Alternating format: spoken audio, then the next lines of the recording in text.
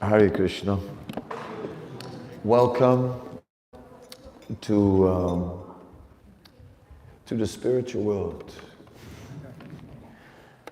Krishna, it is said, when he comes to this world, he just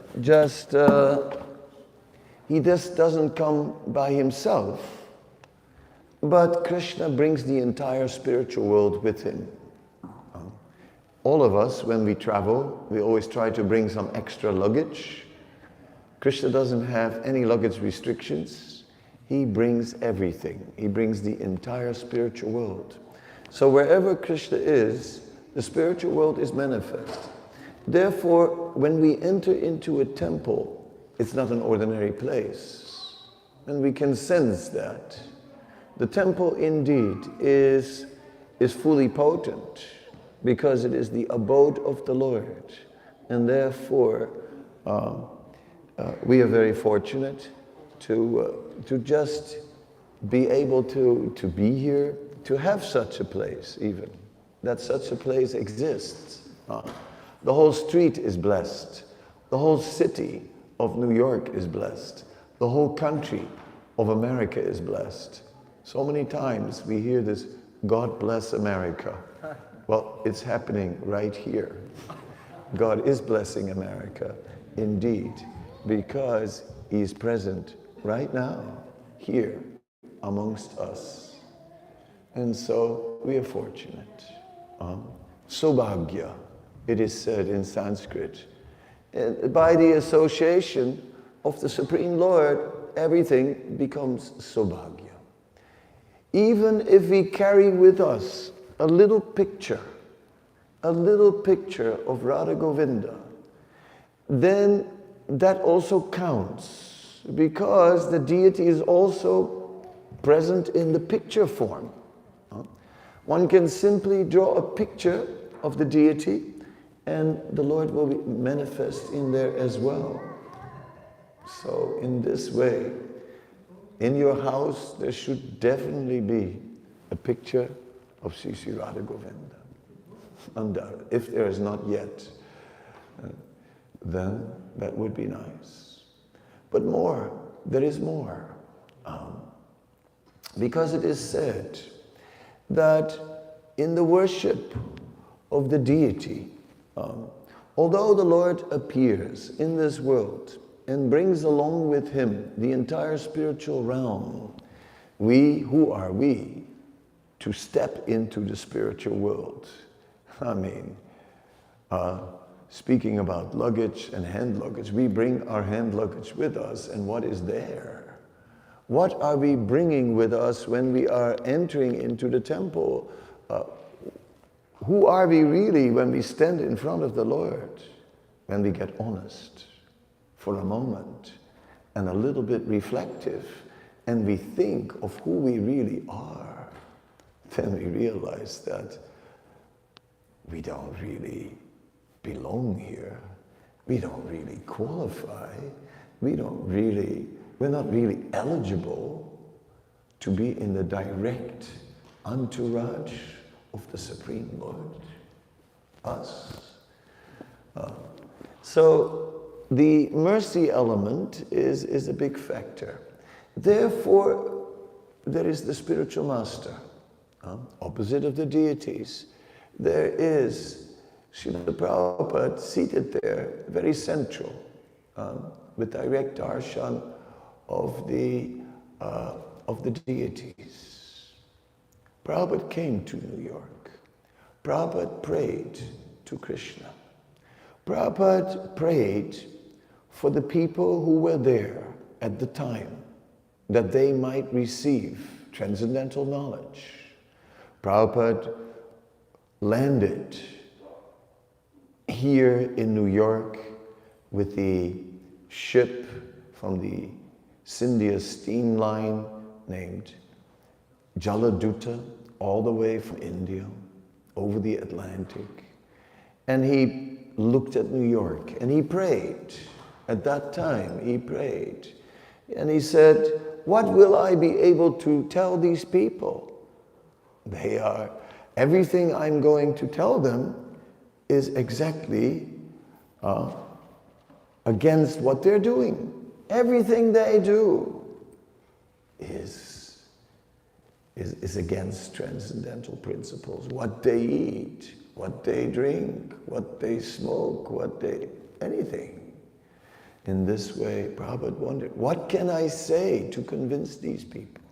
And then he said, I don't see that I could think of any words that can convince them.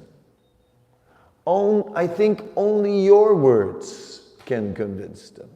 And then he started to quote Srimad Bhagavatam, Srinvata Swakata Krishna Punya Sravana Kirtanam Ridyantasto Yabhadrani Vidunati Surit Satam. He started to quote verses from Srimad Bhagavatam. At that time, that one verse, Vidunati Surit Satam, is interesting because it says that by transcendental sound vibration, everything that is inauspicious in the heart will be destroyed. Yeah. And Vidunati Suritsatam, it's like something I mentioned a little while ago, but I want to share with you because I think it's really nice. In India, it used to be, now of course India has also changed, but it used to be that everyone was using, for the winter, in the colder parts of India, they used to use quilts which were stuffed with cotton. And then the cotton, it becomes pressed over time. And when it's all pressed together, it loses its heating power. So once a year, one man comes through the street and he has a bow, a big bow with a string and a deep sound. And he walks through the streets and it's very loud. And it makes a noise like something like very loud. And he walks to the street like that. And everybody knows. They come outside, bring their quilts. Then with the string, as he's playing, he opens up the quilts, he plays, and the sound fluffs up the cotton. And then it's fresh again and ready for another winter. Yeah, actually really nice. So what happens is this. In our heart, it is said, aparapta phalam papam kutam bijam phalam mukam kramaneva praliyata vishnu bhakti ratatmanam, that in the heart there are many karmic reactions, and one is piled on top of another. And it's serious, what is there? And it's been compressed for a long time, and it's just caked there. There is lots of dirt caked there in the heart. We know it. And because of that, we have all these material desires. Because of that, there is lust, there is greed. Lust means that you see another person and you just see that person, you don't care about the person. You're just ready to exploit the body of that person without caring at all about who is in that body. And lust means atmendri pritivansha, for my senses, whatever satisfying my senses, not caring about anybody else. Greed. Greed, what shall we say about greed? It is greed that destroys the world. Srila Prabhupada used to say that overpopulation is a hoax. He says there is not really overpopulation. He said the world can sustain many, many more people than there are on the planet right now, but it is our lifestyle that is the problem. The lifestyle that we have of consuming. If we would live a more simple life, more natural life, then the earth could sustain. But the modern lifestyle is burdening the earth. So greed, that's really greed. Greed. Looking for more material satisfaction And always more and more and more. And not seeing that real satisfaction is not found outside of us. Real satisfaction is found within, in the relationship with the Supreme Lord. Nowhere else will it be found. No matter where we go, no matter what we have, no matter who we are with, if Krishna is not part of it, we will not be satisfied. Only when Krishna becomes the goal of our life can we be actually satisfied. Anger, born out of frustration. The desire for happiness is so great and we're just not getting it. Then anger is born. And so lust, greed, anger, envy, all these qualities are deeply in our hearts. It is said and due to that we engage in many sinful activities, and that creates more reactions in the heart. So, back to the vidunoti, to that bow that was used to fluff up the cotton quilts. That bow, it is the sound that loosens up the cotton. In the same way, it is transcendental sound that will purify the heart from all this darkness which is stored there. And in this way, it is through transcendental sound, not material sound, transcendental sound. Hare Krishna. You have to teach him Mahamantra. Yes. So by chanting the Mahamantra, everything will happen. We remember how here in New York, Srila Prabhupada sat under a tree in Tompkins Square Park.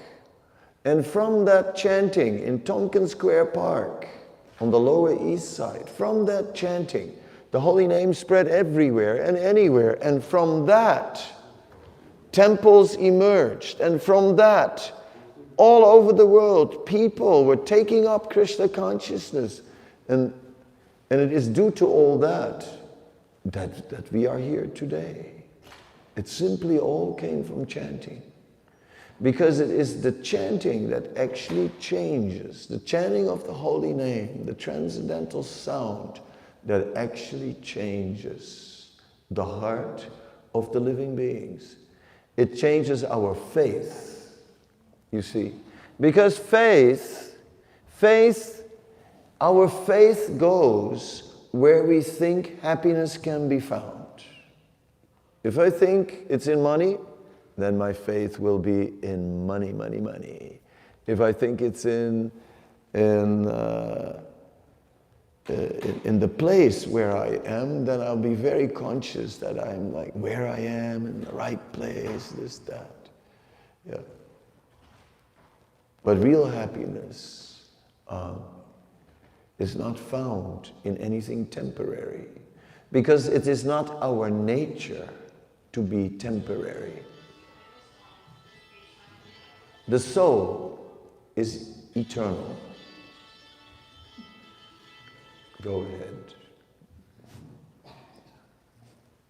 I'm going to make a rule. Any phone that rings will have to be donated to the Swami.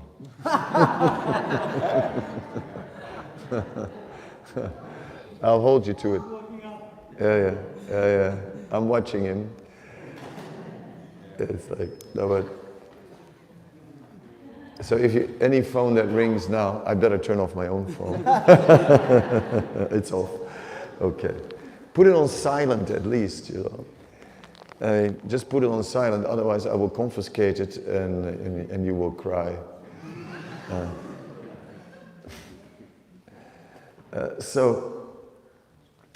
Because sound is very powerful. When there's mundane sound, it immediately distracts. But in the same way, sound is very potent. We are all living beings we are eternal spiritual beings, eternal spirit souls, a spark of the energy of the Supreme Lord, Jivatma. At the time of conception, when man and woman unite, it is not only a matter of chemical interaction between men and women. No. At that point, the soul also enters into the mix. And a living being at that stage enters into the body, and there is life. There is life within the womb, and gradually a body begins to grow, and 9 months, and at the end of 9 months the child is born. And here we are in our vehicles, right? All having different vehicles, but the bodies are yantras. Bhagavad Gita says the body are yantras, they are machines. So it's just a machine. And it is like that, you go into a hospital and it's like putting your car into the garage, and they treat it like that also. They put screws in it, they do all kinds of things with it. Like it feels like you're being treated like a car when you go into a hospital. It's brutal. Anyway, it's a machine, it's a yantra. And in that machine is the eternal spirit soul. Now that same eternal spirit soul is not able to find any satisfaction in relation to matter. But somehow or other, we have become captured by it. 7th chapter of Bhagavad Gita, Bhumirapo nalo vayu kamana buddhaiva chahankram ityame bina prakitir astada. It describes the material element, earth, water, fire, air, ether, and the subtle ones, mind, intelligence, and false ego. And it says there is a superior energy of mind, superior to that material energy. Aparayamitastvanyam prakitim vidime param jiva bhuta mahabaho yayedam daryate jagat. That is the living being who is within that material energy. And what is the living being doing? He's trying to manipulate the material energy to squeeze out some enjoyment. And that doesn't work. Have you tried? I've also tried. It doesn't work. Only for a while. And then again, emptiness of heart, again, not satisfied. In this way, real happiness cannot be found in matter, because matter is temporary, and the soul is eternal and meant for eternal relationships. Therefore, the soul belongs in the eternal relationship with the Supreme Lord. But this we forgot. We forgot. So, this temple, this entire program is for that purpose, to remember our original relationship with the Supreme Lord, that is where we really find our happiness. Yes, once that conviction is there, then we are on course for finding inner peace. Just look for a moment at the world history, and we see that the world has produced its sages. Right? Every tradition has produced sages. And all these sages, they have one quality in common. And that is, their happiness is not dependent on the external environment, on what they have, on what is happening to them. Their happiness is within, in the relationship with the Supreme Lord. That is where they're finding their happiness. That is really the goal of life, the true goal of life. There may be all kinds of temporary goals. I want to be in America, like that. All these kind of goals are temporary goals. These are not goals that really are bringing great happiness. Happiness is found in the relationship with the Supreme Lord. Yeah, and then Krishna, Krishna. And then you go to the spiritual marketplace and you go, look, what's out there? And there's a lot out there, right? Around this city of New York, it's full of houses of worship. Right? It's full of them, everywhere, all kinds of varieties. That's the houses of worship. Then, in the spiritual marketplace, you have not so much the traditional way, but more the path of spirituality, where it doesn't have such a fixed form, but it's all about connecting with the energies, and so on. There are so many ways. But ultimately, we find the truth. We find the truth to be deeper than just relating to spiritual energies. Yes, there are all kinds of energies. We spoke about the material energy, and it said that this material energy rests on spiritual energy. Brahmana patistaham. Everything rests on Brahman, on the spiritual energy. Yes, everything. Everything has origin in there. But just relating to that underlying spiritual energy is not enough. Bhagavad Gita states, Brahma Bhuta Prasanatmana Kangsati Nasosati Samasarvasi Bhuttisu Madbhaktim Labate Param. It is said, if you reach the state where you truly realize that everything is actually resting on spirit, and that it is actually about spirit and not about all the material variety. When you really know that, then you become prasanatma, satisfied within the self, greatly satisfied. No more hankering, no more lamenting. But that is not enough, because it's not only about the energy. It is also about the personal feature of the Supreme Lord. Not only is there divine energy, but there is also divine personality. We have personality, right? We have it. Everyone has a different personality. Even animals have their own personality.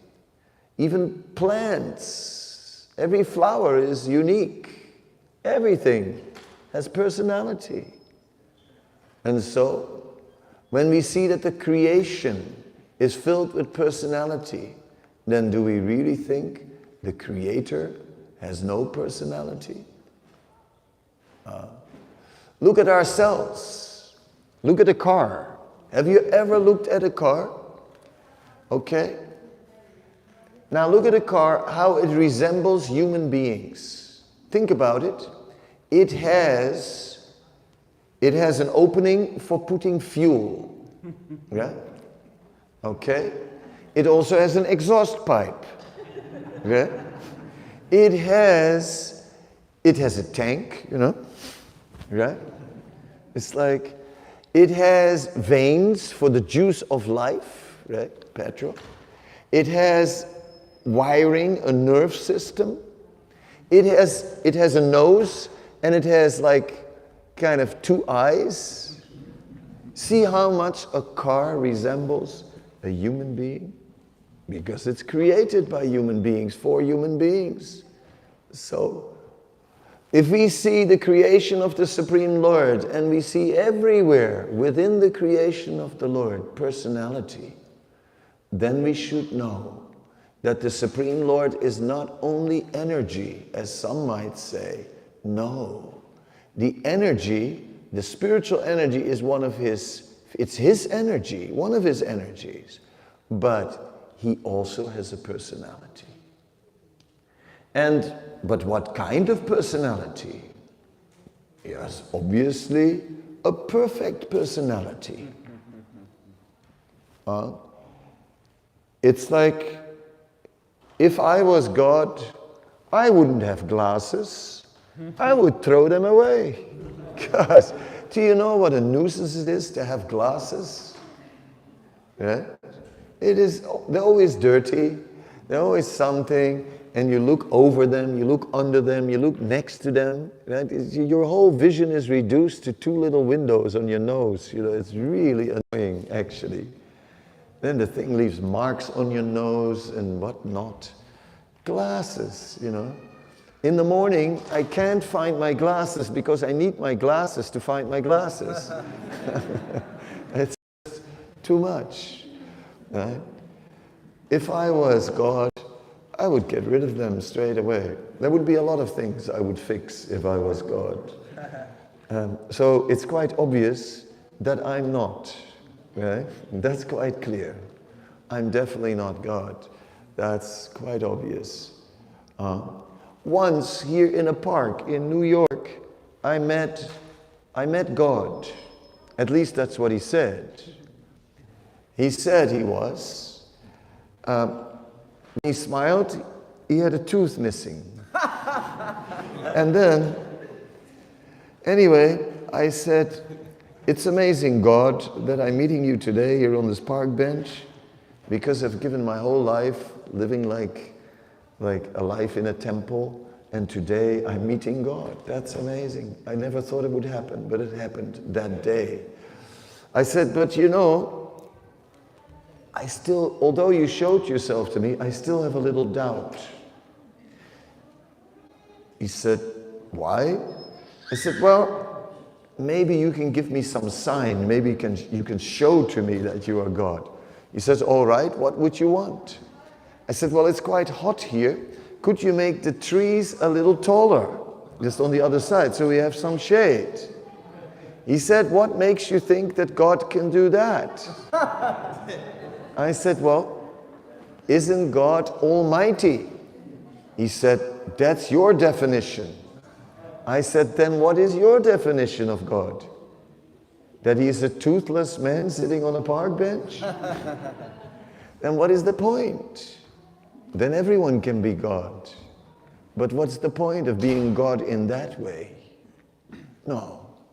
God indeed is all-powerful. God indeed is all-beautiful. God indeed has all strengths. God indeed has all knowledge. God, he has all attributes, all fame. But one more thing. Although he has everything, he is also completely renounced. He's not attached to any of these things. His beauty is a beauty of his true nature. It's not makeup. It's not a facade. His beauty is the beauty of his true personality. And therefore, the Supreme Lord, it is said, his quality is that he's all attractive. All attractive. And that's what it's about. All attractive means that when we get involved with the Supreme Personality of Godhead, that He can satisfy our endless desires. And how does it begin? As it began here in New York, it begins by transcendental sound. And first the heart is purified, withdrawn from all these material things, because right now we have invested all our energy in material relationships with so many things, so many people, so many places, so much money, so much things. Each time you lock away some money, you lock away a piece of your mind. You lock your car, you've locked a bit of your mind in that car. You've locked the door of your house, you've locked a bit of your mind in the house. Our consciousness is now absorbed in material things.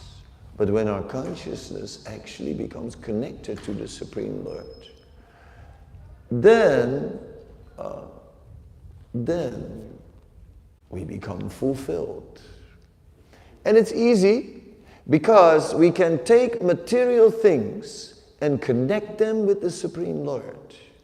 This is something. So it's not difficult. We do not need to turn away from the world and give up everything. And now go live somewhere in the jungle, in a forest, in a hut, and give up the world, or in a cave. Not needed. Not needed. We can simply take the things of the world and offer them to the Supreme Lord. Now the Supreme Lord says what things are offerable and what things are not offerable in Scripture. Because He's a person, He has preferences. So He expresses His preferences. He says what can be offered.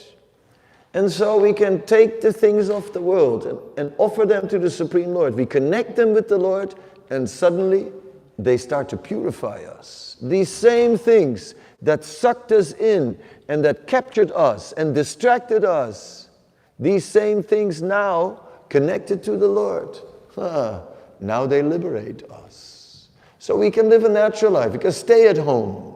No need to go live in a cottage. Stay at home. You have a palace, stay in the palace. No problem. But worship Krishna in the palace. Use your palace for Krishna. Right? If you have a palace, but if you don't want the palace anymore, you can donate it to us. And we will take care for Krishna. That's also okay. No problem. Yes. But yes, your palace, really, our home, it belongs to Krishna. Krishna is the proprietor, we are the caretaker. And living like this, gradually we realize everything belongs to Him. And we are caretakers of His interest in this world. And anyone who lives a life as a caretaker of Krishna's interest in this world becomes blissful, becomes surcharged with spiritual energy, and suddenly an agent of Krishna, an angel, you could say, yeah? An agent of Krishna. Suddenly, the energy of Krishna comes through that person, because that person is doing everything for Krishna. Krishna's interest. That is a really nice way to live. That is the message of the Bhagavad Gita. That we are eternal spirit souls in a material body. That the Supreme Lord is a person. And that we are the eternal servants of that Supreme Person. And that is the most blissful thing. This is the secret of the Bhagavad Gita. Rajavijam Rajaguyam Pavitram Idamuttamam. This is the supreme secret. Manmana Bhavamat Bhakto Majajimam Namaskaru. Just surrender to Krishna. Give everything to Krishna. See Him as the proprietor and be His servant. So this is the purpose of this temple. This temple is not just for a Sunday prayer. This temple is not to just put a donation in the box. Of course you should put a donation in the box, but otherwise how can it be maintained? And not a small one, a big one. Of course. And if it doesn't fit in the box, talk to me. And that palace, okay, we can talk about that also. Yes. So, or your phone, whatever you want to offer, we'll accept in kind also. Yes. So please be kind and give in kind. You can leave your car and give the keys to me. That's all fine. We will drop you off at home. We're not that bad. We'll arrange. And so in this way, the more we connect everything to Krishna, the more life becomes magic. Then no more loneliness. Then no more depression. No more fear. Then no more anxiety. All these things disappear. All these things disappear. Because we know we are properly connected to Krishna. The connection is wide open. So what have we got to worry? Those who give their life to Krishna, they have nothing to worry at all. Krishna will always be there. He will protect them. So in this way, most fortunate we are when we are giving our life to Krishna. And that is the idea of the Gita, of our program today. So we thank you for being with us. Thank you for listening to me. I left 5 minutes for a question from your side. And if there's someone who would like to now ask a question, you are very welcome.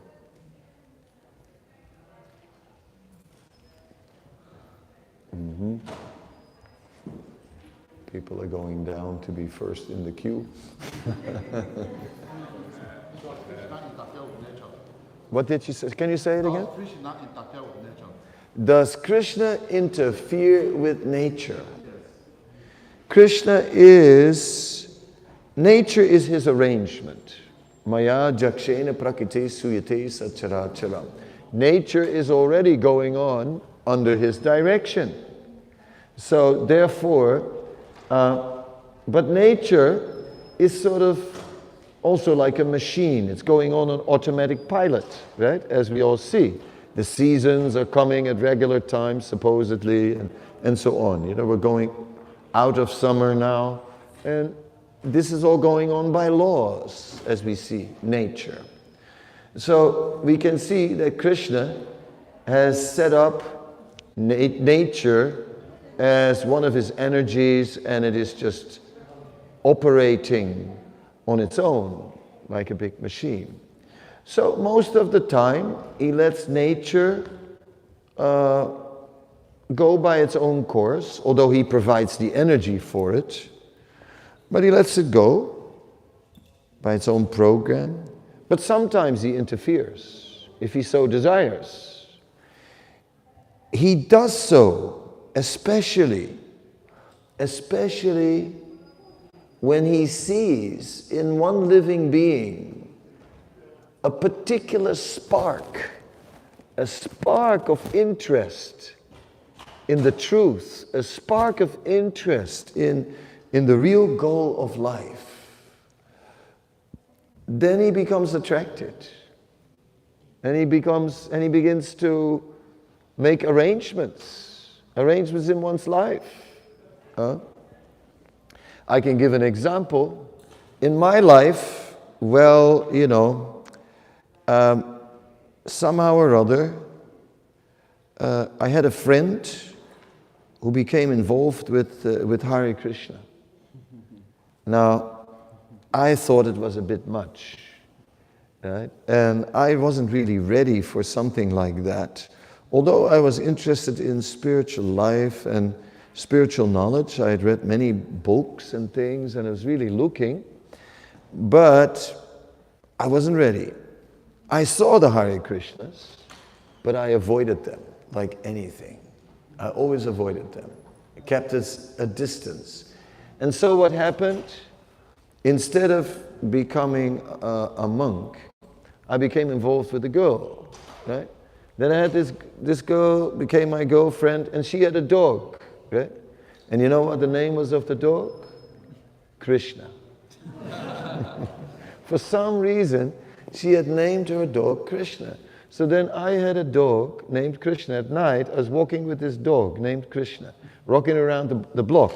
And this dog didn't want to go back home, right? Because, it knew, like, we're going just around the block. So then I was calling the dog, and it would very loudly go around the block, calling, Krishna! Krishna! Every night I was doing Harinam around the block. And that's how it all happened. That's how it happened. So that was definitely an intervention. I can very much see, how he arranged it. He interfered with nature. And huh? Yeah. Nature is his energy, and he's behind it. So God is more than nature. Nature is the energy of God. And God, as the person, is behind nature. So yes, he does interfere when he wants. And he has a soft heart. When he's attracted to those who are turning to him. Or when someone has an inclination, but at the same time is stubborn, is mixed. You know how it is. On the one hand, you want spirituality, and on the other hand, you just try to avoid it. Then he will interfere and make arrangements. Yes. Yes. He's a person. He can do things, and he will do things in our life. Thank you for your question. Merci beaucoup. Hare Krishna. Shri Radha Govinda ki jai, Srila Prabhupada ki